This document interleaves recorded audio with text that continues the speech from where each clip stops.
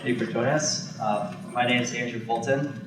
I have a BA in psychology from Wabash College, and currently I'm a senior software engineer at Quantsite. Hi, my name is Ani. I have a bachelor's in physics and a bachelor's in computer science from Loyola University in Chicago. I'm currently a software engineer at Quantsite. And I'm Adam Lewis. I also am a software engineer at Quantsite. I have a bachelor's and PhD in chemical engineering from BYU and UT Austin.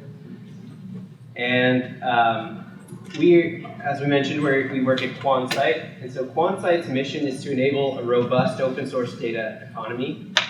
And we do this by providing consulting and development services to clients, obtaining corporate funding for open source communities, and managing early stage investments in businesses that use open source software. So managing those investments directly as well. And so the work that we're going to present today came out of that first point, providing consulting and development services for one of our clients, RBC, which is one of the world's largest banks. And we want to thank them for bringing us on and giving us the opportunity to collaborate with them. They have a lot of talented engineers that we worked closely with to come up with a lot of the ideas that we're presenting today. And they're committed to maintaining a modern data processing stack to solve large data patterns, which has made them a pleasure to work with. So here's the actual problem that we were working on. You can see that we have, and through this talk, we're going to take you through the journey of deploying an open source, large-scale data processing pipeline for running valuation adjustment models for models that quantify risk for the bank. And so here you can see some of the data that we had. It has 3 columns: path, date, and value. Each of those paths this comes from Monte Carlo simulation, so each of those paths is a simulation. We are projecting these simulations out into the future. That's the date column. And then the value represents risk. So we have 50,000 paths, 120 dates for each of those paths. That's 6 million rows for each of these files. Each file is about 140 megabytes. We had 140,000 files, so that's about 20 terabytes of data total. And so each of these files are grouped together in risk groups. And of course, we're basically doing just a large sum to pre-process this data for these risk models. And so, of course, we want to do this aggregation as quickly as possible. So it's a little more complex than I said on the previous slide, so here's a little bit more detail. Each of these groups, as you can see, is anywhere from 18,000 files to 2 files, and we want to sum each of these groups up. And additionally, there's a few layers of grouping. So there's first layer grouping of these stacks of files, but then we also want to sum groups of those stacks, which are these red rectangles. And then further, we want to sum groups of these groups of stacks of files. So there's several layers of these risk groups, file groups. Basically, yeah, we're doing a sum of these various segmented portions of our data. So when we look at approaching this problem and trying to speed up this computational model initially, we looked at the variety of different things that we could do. Here we looked at hardware options, and we basically looked at if we shifted our compute power from our CPU to the GPU. We looked at how we could use Dask, and specifically all the different Dask APIs, in order to achieve some aggregation speedups. And finally, we looked at productionizing this entire engine using a workflow tool. The problem with workflow tools and using just Dask by itself is that it's really difficult for people to just launch jobs in this cluster with very little definitions. And these workflow tools enable us to do that properly. But first, we'll take a look at how we looked at GPUs and CPUs and saw exactly what we did in order to implement this kind of change. First, we realized that summing using the GPU makes a lot of sense. We're effectively running the same kind of operation across a different element that's set to a thread in our NVIDIA or GPU of choice. Second, we were trying to reduce I/O bottlenecks, specifically networking bottlenecks that we were facing at that time, and we wondered if we could compute fast enough, if we could make up for that time, and kind of reduce the I/O bottlenecking from doing things like pushing and pulling from the cloud, which unfortunately take a lot of time. And finally, we looked at how we could optimize our for loops.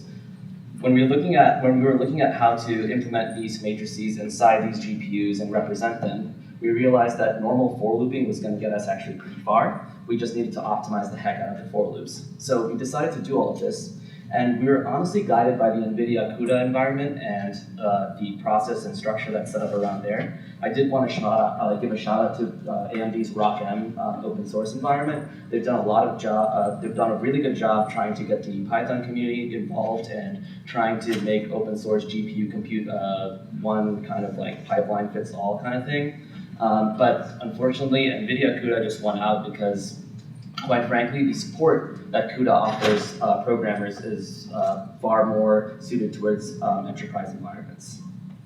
So when we look at the GPU ecosystem around late 2020, early 2021, we looked at all the libraries that kind of used a GPU compute engine as their backend. First, we looked at the Rapid Stack, and the Rapid Stack is a team that actually works out of NVIDIA, and they provided a great set of libraries in the open source ecosystem to enable Python programmers and using a Python API to use CUDA directly. We also looked at other options such as PyTorch and TensorFlow. These libraries, while initially looked at as possible solutions, ended up not being the solution that we were looking for. TensorFlow was not as popular at the time, so we decided to instead try doing these kinds of simulations using PyTorch. The problem that we incurred with PyTorch is that the models that PyTorch demanded were suited much more towards machine learning problem sets, and not really the problem set that we were trying to solve, a simple summation and aggregation. So we decided that PyTorch didn't really have the low-level API that we were looking for in order to interact with our data. We then looked at the Rapid Stack and all of the tools and libraries they provided. Underneath the Rapid Stack, they used to have BlazingSQL, and they still have cuDF and cuPy, and a bunch of other libraries that mimic the PyData stack, but just for the GPU backend compute case. BlazingSQL at the time was a SQL engine where we could write SQL queries, compile them to our GPU, and it would use the same kind of objects that we'd use in cuDF. However, as of current day, BlazingSQL has since been deprecated, and now you can use Dask SQL instead, and it just ships with Dask to run these same SQL queries. We also decided to look at Heavy.AI, and Heavy.AI used to formerly be known as OmnisciDB, and this is an engine that allows you to run SQL queries over GPUs. However, at the end of the day, we decided that, unfortunately, OmnisciDB couldn't scale to the kind of performance levels that we were expecting to scale to. So we ended up looking at cuDF and Numba and seeing if we could generate some CUDA code from this directly. We decided to first look at GPUs in the cloud because we had to get access to our GPUs somehow. And this was actually proving to be a little bit of a pain. At that point in time, container support for GPUs was just becoming a thing.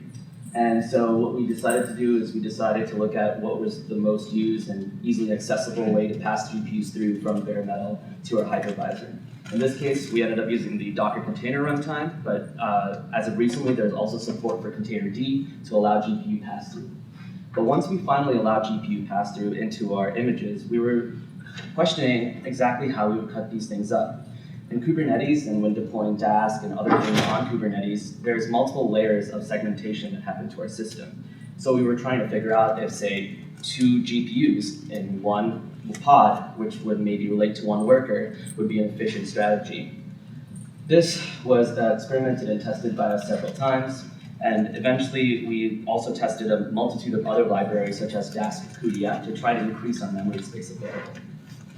We also had Docker container hurdles when trying to implement this kind of work, though. Specifically, we had Rapid's image version conflicts. That is, we took the original Rapid's team provided image and tried to layer other packages on top of there. But we ran into problems that packages who were depending on other packages had version conflicts. So we couldn't really get this to work.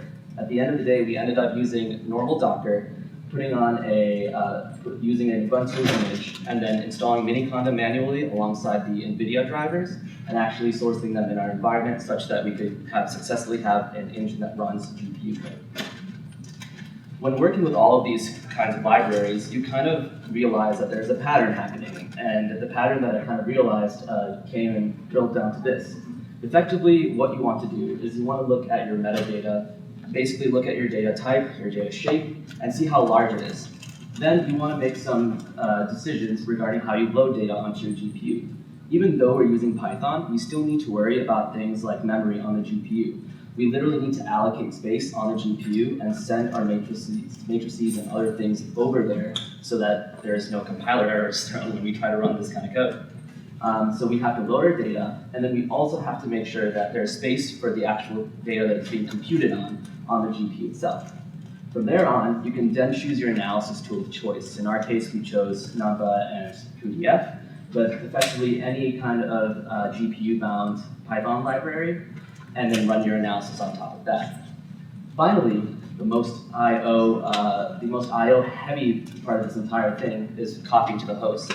The time spent copying data from GPU to the host is a lot, and honestly, might be the case as to why we decided not to go with GPUs up in containers. And then finally, we needed to write this data to object storage somehow. So we're not bypassing the I/O bottleneck of writing to the cloud. We still needed to put it up there and get something written. So I wanted to take a look at some presentations of how you use cuDF, which in our opinion is the high-level API, and how you can use GPUs. The one thing that you'll see that people took a lot of effort in here into is that cuDF actually mimics the Pandas API very, very well, and is literally a drop-in replacement. So you can see that read parquet call is being called from Pandas or cuDF, but the actual drop by and aggregation portions of it mimic the API one-to-one. This was really beneficial because it's a drop-in replacement, and while the speedup is not that impressive, there is definitely a speedup. However, we decided that this wasn't fast enough. So we decided to go a little lower. And we decided to use Numba in order to send and write device kernels and send them over to this GPU and calculate them. So here you'll see I've written some pseudocode, some example code to kind of show and mimic exactly how we did this. And you'll see that our GPU time for compute increased. It's 0.336 seconds, great. Well, when I tried to actually press enter on the object, it was like, hey, I'm a cuDF frame. I don't know what you want from me. And I realized it was because it was still stuck on the GPU. Now, when I tried to copy that over to my host, the I/O penalty that I incurred was 11 seconds. And at the end of the day, we're actually going slower than CPUs on GPUs because of the I/O penalty. Now, I wanted to note that there is a way to increase the performance and increase that or decrease that time that's spent, but we didn't get there. However, I've included some links written by people over at the Rapids team at NVIDIA on how this problem can be addressed. All in all, we learned that I/O operation from GPUs to hosts is really, really costly, and sometimes could make or break your decision to use them. We also learned that GPUs are still expensive. If I'm going to a cloud vendor and trying to spin up a GPU machine, I might be better off getting a machine with 300 to 600 more vCPUs and 2-point-something more terabytes of RAM for the same price I would pay for a machine with a GPU. And finally, I wanted to say that the Python CUDA ecosystem is awesome. Quite frankly, I've had a pleasure programming in the Python CUDA ecosystem because compared to some of the C++ CUDA code I've seen out there, we were able to experiment really darn quickly. And even though our Numba code looked a lot like C++, at the end of the day, the Python CUDA ecosystem really hides a lot of that from the user and allows people that might not have that CUDA knowledge to get really into the ecosystem, or heck, even if you have that CUDA knowledge, you have something like Numba that you can still use those CUDA techniques with. So when going back to the problem, we realized that GPUs were not going to work. So instead, we looked at all of the ways in which we could deploy Dask and employ these Dask APIs to get significant speed up. And for that, I'll let Andrew take it over. So for the next portion of our talk, I'm going to discuss our aggregation strategies using Dask. For the sake of simplicity, I'm going to focus on one level of aggregation rather than the nested aggregations we're actually doing. So as a recap of the aggregation problem, we had up to 1,700 sets of files, with each set ranging from 2 to 18,000 files per aggregation. Each file had up to 6 million rows, and each row included date, path, and value columns.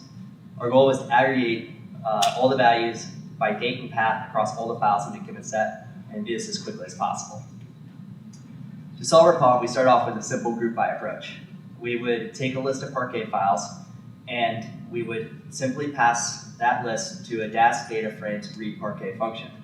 We would then run the group by method on the loaded data frame and take the sum. But what if the data frame was larger than the cluster itself? As it turns out, that's an issue that we ran into with some of our larger aggregations.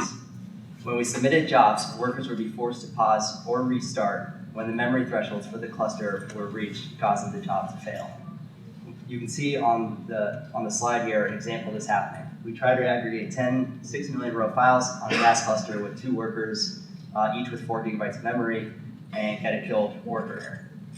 I will note, however, that in this example, I'm using an older version of Dask, and I could not, the problem has since been alleviated with improvements to the scheduler, and I was not able to reproduce this error on the scale I'm testing here with the most recent version of Dask. This was, however, something that we had to address at the time. So in order to address this problem, we used a chunking strategy. At the time, we found that if we created a graph that chunks the group by into smaller aggregations, the scheduler had an easier time handling the load. To do this for a set of files, if the set of files met a specific threshold, 10 in this case, we would build a Dask graph that would first load a subset of the files, group and aggregate the subset, and then for each subsequent subset that we reached, the new set would be concatenated with the previously aggregated results, and then the resulting data frame would be grouped and aggregated so all files are aggregated together. Otherwise, if there were not enough files to meet the threshold, we would just follow the standard read parquet group by sum strategy. With this strategy, we were able to aggregate the largest aggregation sets, but we still had a lot of aggregations to do, and we wanted to run them as quickly as possible.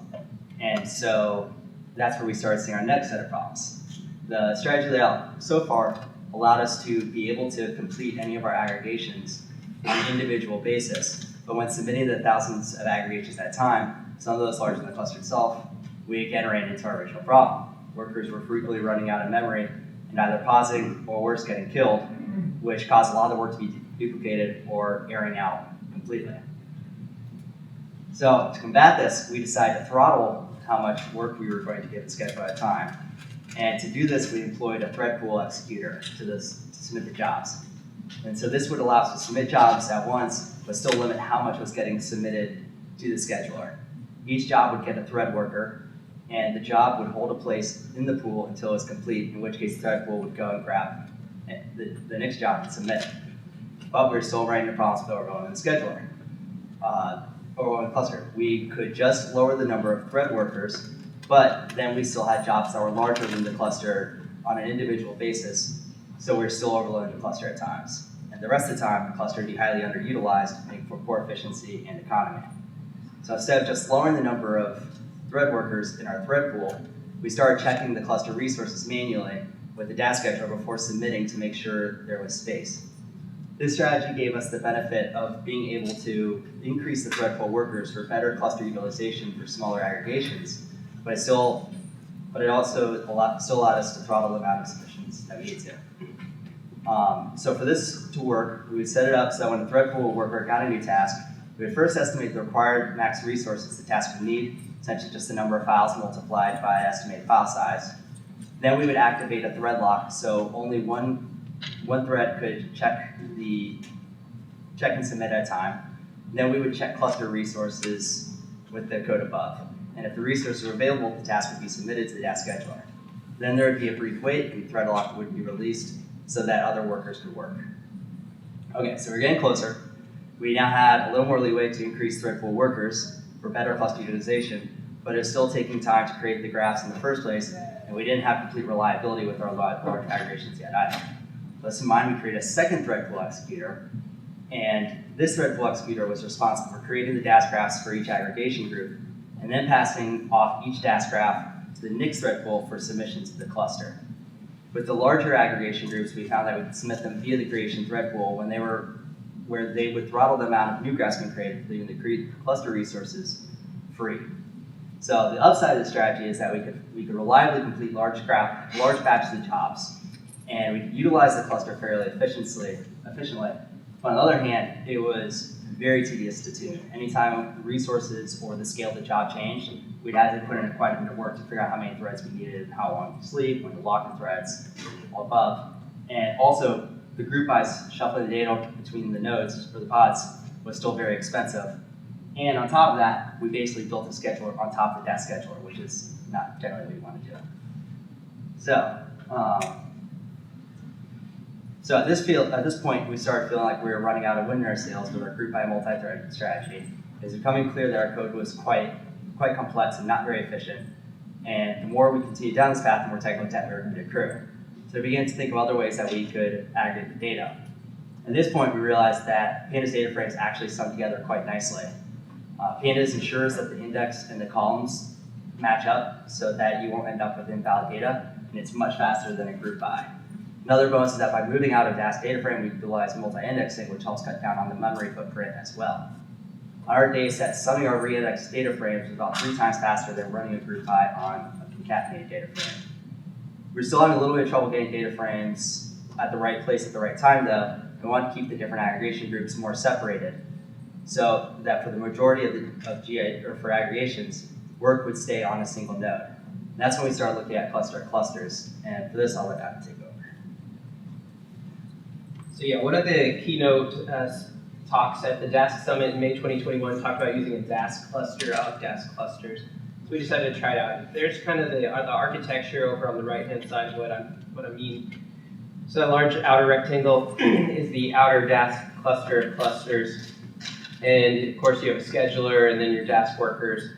But then within each of those 3 Dask workers, you start up a Dask local cluster.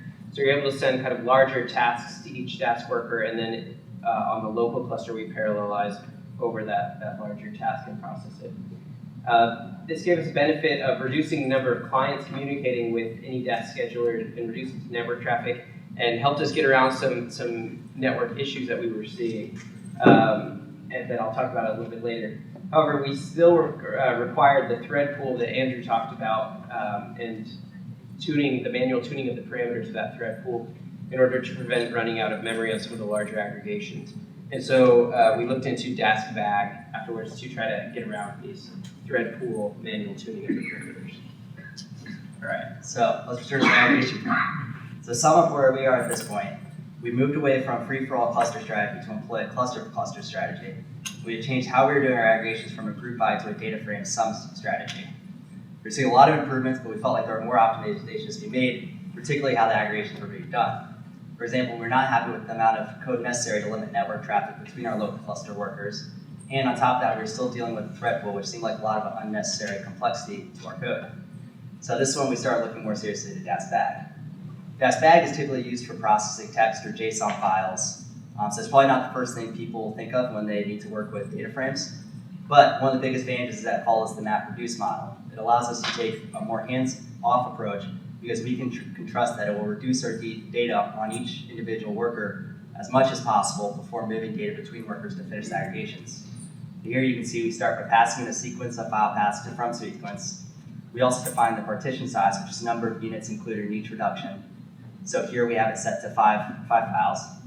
Next, we map load data frame to our sequence of file paths, and finally we sum it.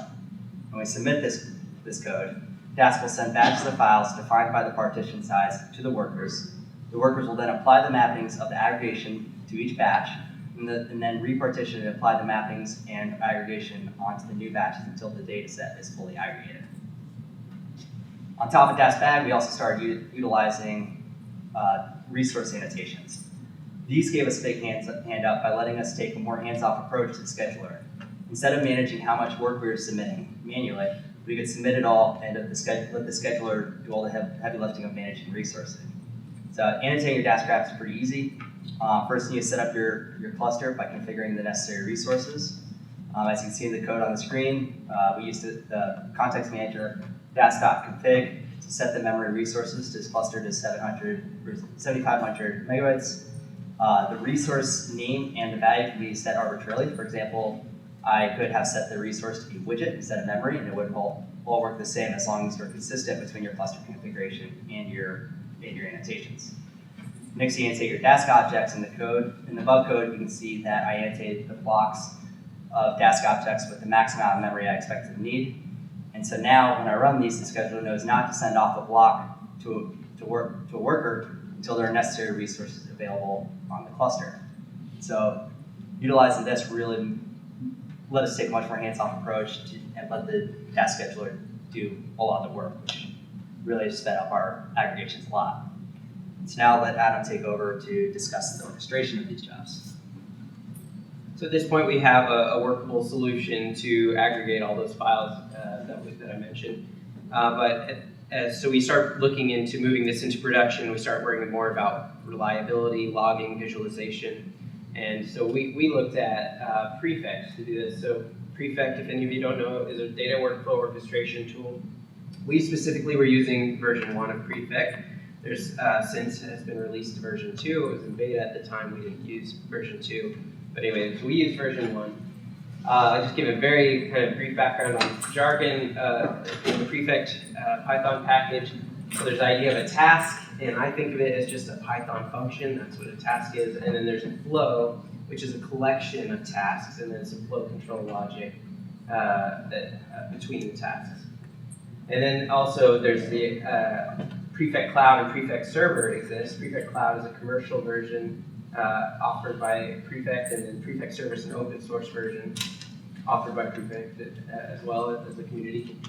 And then Prefect Cloud, Prefect Server, they both run flows in response to triggers and schedules. They also manage logging and provide a visualization dashboard, a lot of those things that we're looking for in our production solution. And additionally, Prefect integrates nicely with Dask to run each task on a Dask cluster. So that's some of the reasons why we're considering Prefect. So we set up our computation like this. We set up each of our high-level file groups to be aggregated in its own flow, and then each of those sub-groupings we aggregate in individual Prefect tasks. And unfortunately, what we saw when we did this is we had some issues overloading the Dask scheduler. So we had many tasks, thousands of tasks running simultaneously. And each Prefect task created a client connecting to the Dask cluster. So the two issues that we saw is first, there were too many file descriptors open on the Dask scheduler, too many network connections. It's a known issue in Dask, and there's a solution. You can increase the U limit, and you can get around that. So we were able to get around this too many file descriptors on the Dask scheduler. However, we also saw that our Dask workers were started timing out, waiting for a response from the scheduler. We have so many clients connecting to the Dask scheduler. The scheduler didn't get around to contacting each of its workers in time. And so the workers thought, oh, the scheduler must be dead, and they would die as well. Again, there's Dask configuration we could probably edit to get around that, but we additionally saw another issue as well. And so Prefect Server, we were running, as I said, thousands and thousands of tasks simultaneously. Prefect Server is the open source version. It's good for a lot of things, good for a lot of use cases. However, we saw that beyond about 1,000 simultaneous tasks being run, it was necessary to start scaling up the individual components of the microservice, the individual microservices that make up Prefect Server. So there's a GraphQL microservice, there's a Postgres microservice. And that was going to require a lot of effort on our part to do that. And to be fair, Prefect Cloud, right, that's a commercial version. It handles all that for you. And so, that wouldn't have been an issue for us. But using Prefect Cloud wasn't an option for us with this client. So because of these issues that we were seeing, we decided to look into other alternatives, and namely we looked into Argo Workflows, which is tightly integrated with Kubernetes, and it's another open source workflow engine for orchestrating parallel jobs specifically on Kubernetes. So we used a lot of the ideas that we've already mentioned, like the Dask clusters, but we kind of replaced that outer Dask cluster with Argo Workflows. So you can see there, Argo Workflows kind of takes up that place and then sends each of the file aggregations to workflow pods. And that gave us a few benefits. So it allowed us to simplify this Dask communication, get around those issues that I had mentioned. But also, we still get a lot of those nice production benefits. It still captures the logs from each of those workflows. You also provide a visualization, still provides a visualization dashboard and some retry logic if any of your workflow pods fail. And additionally, on each of those workflow pods, we can still spin up that Dask local cluster and use Dask back to control the resource usage within each of those individual workflow pods. And then some of those individual aggregations, were still large enough to exceed the memory on the workflow pod. And so in those cases, we did spin up an external Dask scheduler to handle those aggregations, but it's still a lot more limited in scope, and it did end up meeting our needs and accomplishing this aggregation for us. So in conclusion, we looked into GPU use for our problem, but we found that after accounting for the data transfer, it didn't give us a speed up in this particular use case, or at least not enough of a speed up to justify the additional cost. And then we also used Dask in various configurations to accomplish the large scale aggregation that we needed. And then finally, we investigated the use of the open source Prefect server, but we settled on using Argo Workflows to achieve that goal of deploying an open source, large scale data processing pipeline running for preparing the data for these risk models used by our client. All right, thanks for listening, and what questions do you all have?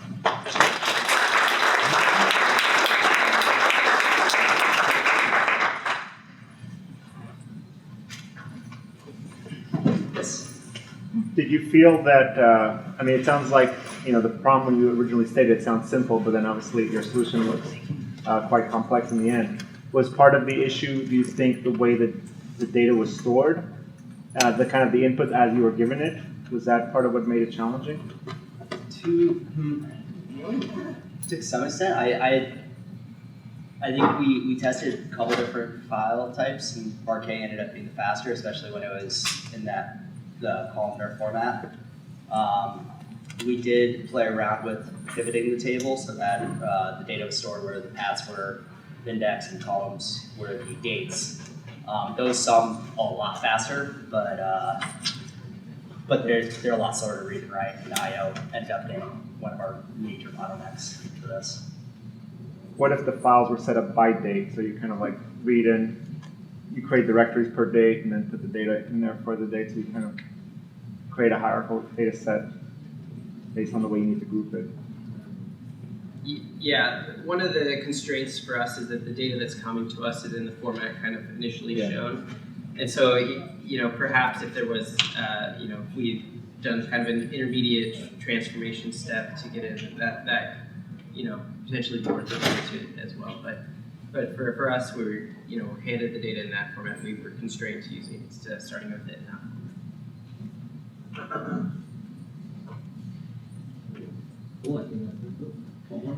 This is a very naive question.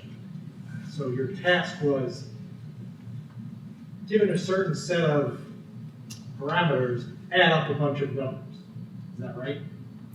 Yeah, in a simplified sense, yeah. Well, but that's why I said it was naive. So Sure. the question is, could you have just spent a month and computed all possible outputs for all possible inputs and then just had a giant lookup table? You laugh, but I mean, sounds they're like, for risk evaluations, and they wanted them kind of done in real time, and the numbers are always changing. well, it's not like you can just do it once. Yeah, it's not like Or you do it back. once and you're done forever. It's Right. like someone needs to make a decision and they need to have these numbers in real time. And if you're like, 10 minutes too late, then you're 10 minutes too late, you lost. Okay, yeah, so. Yes. Can you talk more about the limitations, manifestations of your plan? Prefect? Why did you choose Argo? Yeah, so Prefect server is an open source product.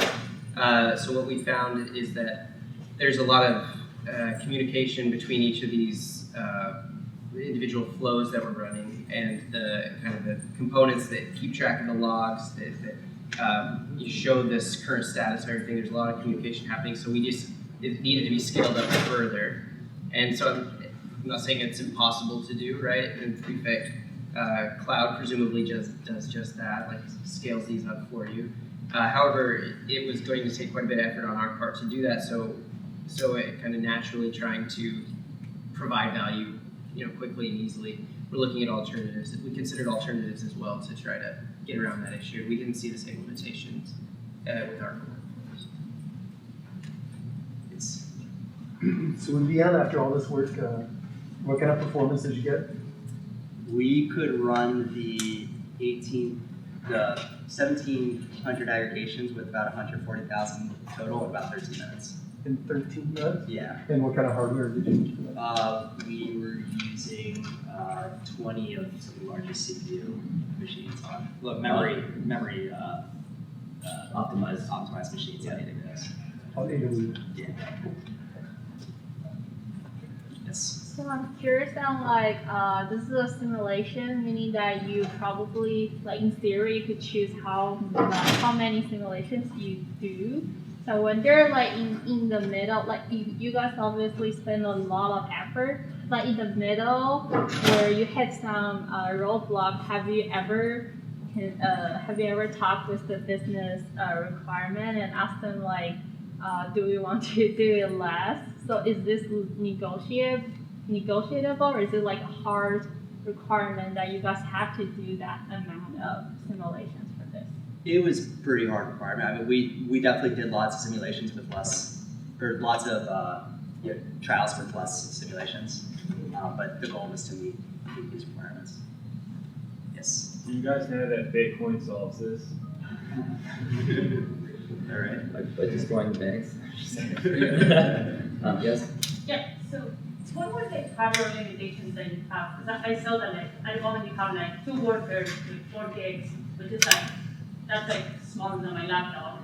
Right. And second, do you ever explore like something like Dask Kubernetes or something like? Yeah, we were So we use Dask Kubernetes. Okay, so- Yeah. And the nodes that we ended up with are much larger than the ones that we were initially testing with. Like Andrew mentioned, we use like the largest memory optimized nodes on AWS, and they're pretty beefy. And we also looked at a lot of work in terms of Dask worker optimization with Dask Kubernetes, ensuring that the spec for the pods and workers were effectively the same. All that kind of stuff. Yeah, so the code snippets were just examples trying to show the same issues that we saw, but not actually our production code. We were using more resources in production. Yeah.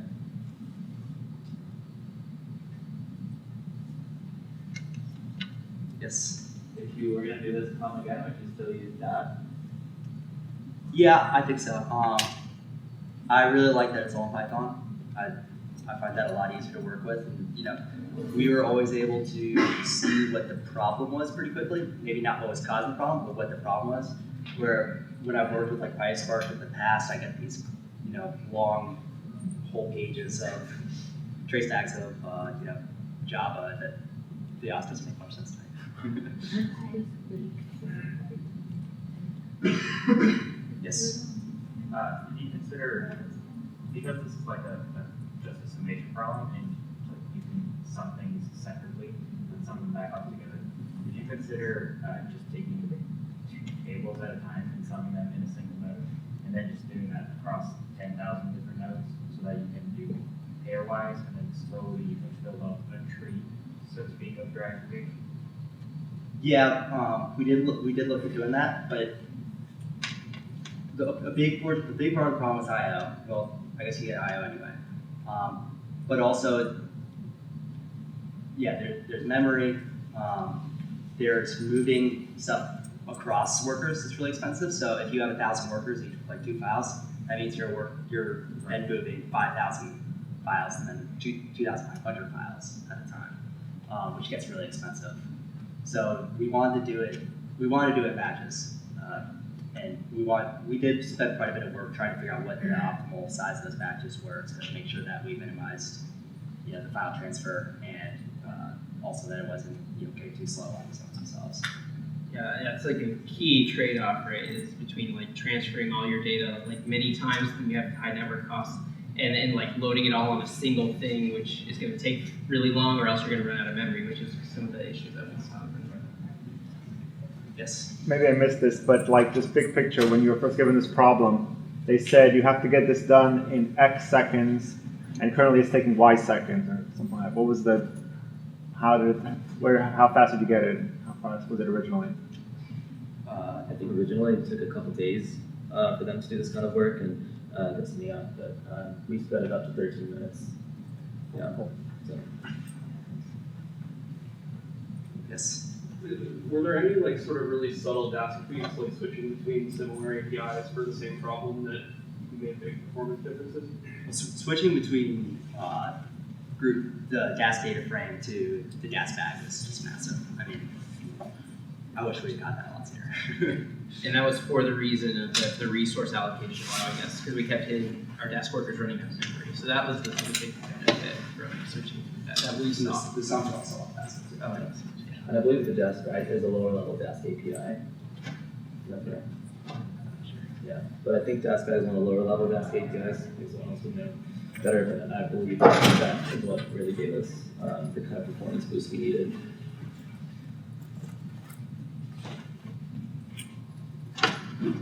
Yeah, thank you all. Thank you.